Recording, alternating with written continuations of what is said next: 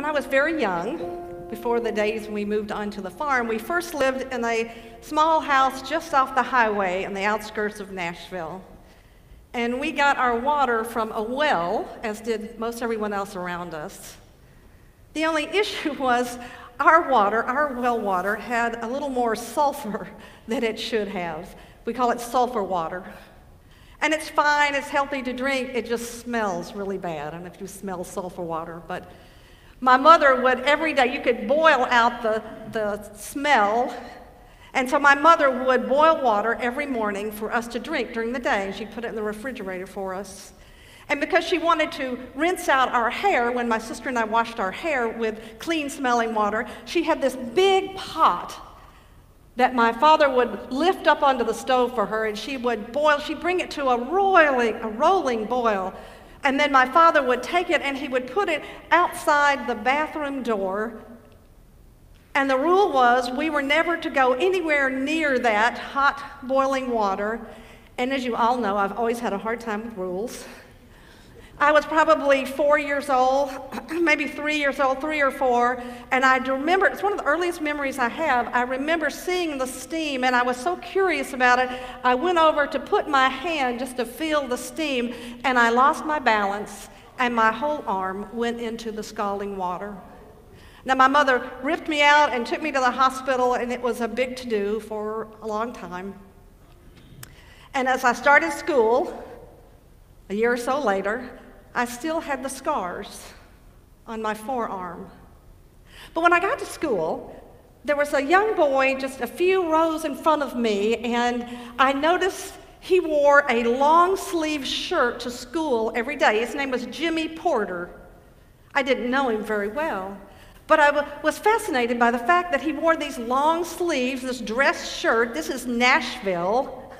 We start school in August. There's no air conditioning. We're talking about a classroom that's probably 110 degrees, and he's got on a long-sleeve dress shirt. And I thought, well, wow, his mother really must want him to dress for school. One day my dad said, I borrowed a tool from Jimmy Porter's dad. I'm going to take it back. Do you want to ride with me? And I did. And Jimmy's dad said, well, Jimmy's around back in the garden if you want to go see him. So I went around to the garden, and there was Jimmy, and he looked at me like a deer in the headlights. He had been exposed. There was Jimmy in a short-sleeved shirt with an arm that was totally disfigured with scars, and I recognized those scars. They were burns. And in childhood innocence, I didn't turn away. I looked right at it, walked right up to him, and I said, wow, that must have really hurt. And then I turned over my arm, and I said, because this might not look like much now, but it hurt like the dickens. And Jimmy looked at me, and he just nodded. We made a connection. And then we do what kids did. We did what kids will do. We just got on with things. And I said, can I help you pull weeds? And he nodded and made room for me in the garden, and together the two of us just went to work. And for a half hour or so, we stood in the hot Tennessee sun pulling weeds with our scars glistening in the sunlight. We made a connection through our scars. Today we kick off a series called This Is My Story, and we see how scars and wounds are a part of our stories.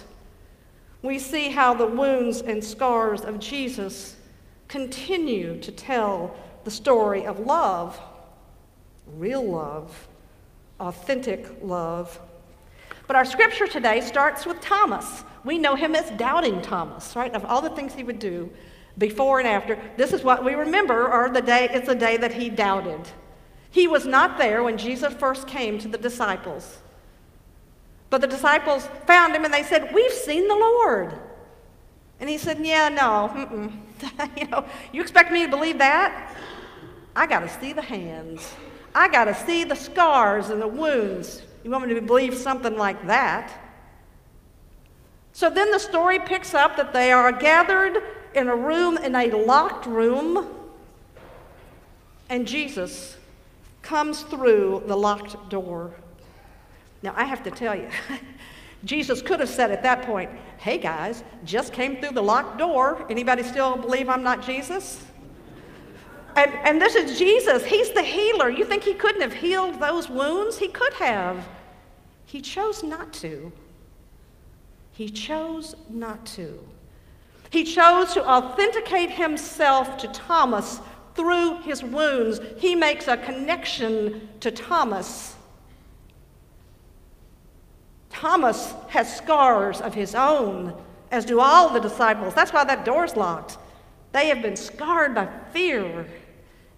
They have been scarred by confusion and frustration, the feeling of abandonment. Jesus knows this, so he validates their pain with his own pain, the pain that you have felt, the pain that you will feel as you go on through life, the scars that are yet to come.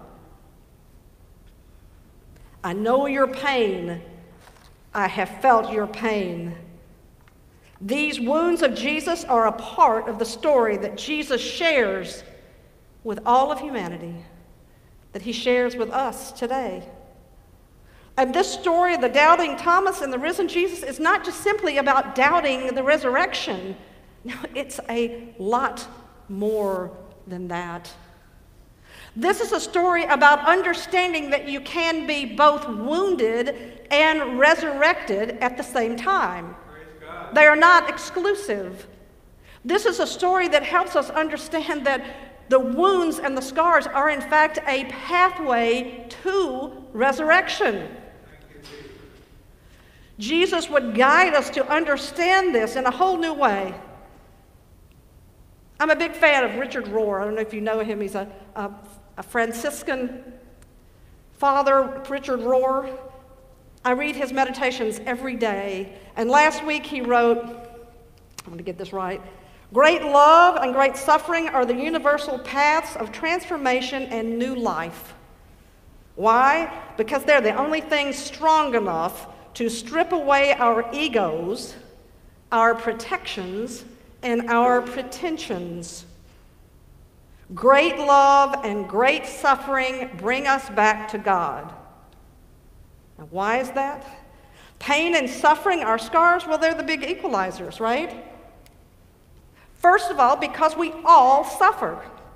There is not a human being on this earth, even Jesus the Christ, who didn't suffer, who doesn't suffer. We do. And secondly, pain and suffering will strip away. With a little noise, it'll strip it away. That was a stripping sound. It will strip away all of those things that we thought were important that aren't really, all those superficial things that sort of take a place of importance in our life but aren't really important. Strips away our pretensions and our protections and our egos. You know, you have some petty fight with someone you love, and before you know it, it just becomes the biggest thing in your relationship. It becomes the biggest thing in your life till they get sick or you get sick, and suddenly it doesn't matter anymore. Great love and great suffering strip it all away so that we can make the connection with Jesus, so that we can make the connection with God and with each other. Last week we celebrated Easter. We celebrated that Jesus, the Son of God and the Son of Man, was raised from the dead. This week we start to see what that really means. We see the risen Jesus still bearing the wounds of the world, reminding us that Jesus is not only God with us, he is one of us, and he's got the wounds to prove it. Let that sink in. Jesus is not only God with us, he is one of us, and he's got the wounds to prove it. God with us is also us with God, us connected to God through the wounds of Jesus. With his wounds, the flesh and blood man, Jesus, established this deep, unbreakable connection with the human race. between the human race and the God of love. Jesus shows us that God's kingdom, those scars aren't ugly. They're not nasty, they're beautiful. They're authentic, but mostly they're who we are. Our wounds and our scars and our pain, they are the way we are connected to God, to Jesus, and to each other. I found this great quote this week. I thought it was so appropriate for today. For every wound, there is a scar, and every scar tells a story that says, I survived. That's a quote from Craig Scott. Now, I had to ask myself, or actually I asked Google, who is Craig Scott? Well, let me tell you. Craig Scott is a man with wounds and scars and an amazing story. In 1999, Craig Scott was a sophomore at Columbine High School. You know where it's going. One of the deadliest school shootings in the history of the United States. He survived by lying still and pretending to be dead while his friends and even his sister around him were shot and killed. And he would take all of that pain and frustration and sadness and channel it into a message of inspiration. He is today an inspirational speaker with a story of survival and hope, because guess what? Columbine would not be the last time our nation would face this. And Craig Scott would go around into schools. You think about those children in Florida. Who better than Craig Scott to look at them and say, I know your pain. His scars uniquely qualify him to get out into the world with a story of hope and inspiration. And Jimmy Porter, from my class at school, well, sometime in our friendship, he would come out and ask me, hey, what do the other kids think about me wearing those long sleeve shirts? And I'd tell him the truth. Hey, we think you're just dressing up for school. And somewhere along the line, he started wearing a little red bow tie. Now, I looked at our senior yearbook, and under his picture in the senior yearbook is his nickname, Sir James. From his scars, he would see the rebirth and renewal of a whole new persona that would give him the confidence to, reveal those scars. I mean, you can't hide those forever. Gym class is coming. But by the time he had to do that, he had the confidence of, Sir James. Through his scars and his story, a new life, a new vision had emerged. And whatever your pain is today, whatever your scars are, you're not alone. There is no pain, no hurt that you bear alone. AA and NA and Gamblers Anonymous are so successful because people gather and they say, hey, I know what you're going through. I know what that's like. And at these meetings, they don't sweep that under the rug. They pull it out into the light and they look at it and they talk about it. And they take it forward as part of their own story. There is nothing that you're going through that someone here hasn't been through.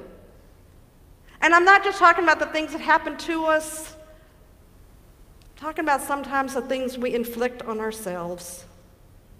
There is nothing that you go through that there isn't someone who hasn't been right where you are. Death of a loved one, health issues, divorce. How about being ostracized or marginalized by much of society because of who you are or whom you love?